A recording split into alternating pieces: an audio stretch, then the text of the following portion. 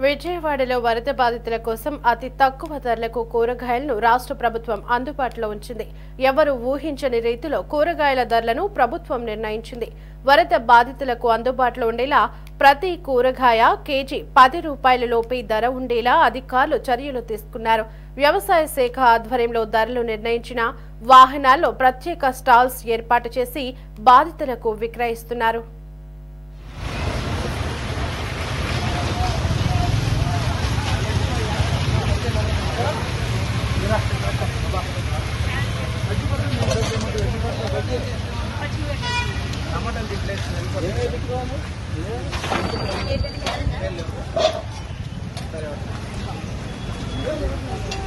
మనకు తీసుకోకపోతే కొట్టి తాగి